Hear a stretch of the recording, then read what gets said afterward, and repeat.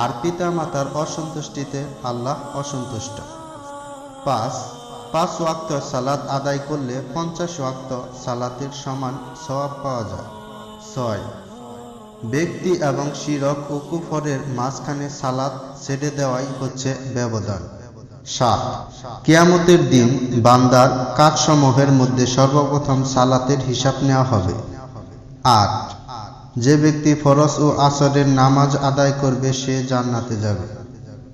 9 আল্লাহ তাআলার নিকট প্রিয় ওই আমল যা নিয়মিত করা হয় যদিও তা অল্প হয়।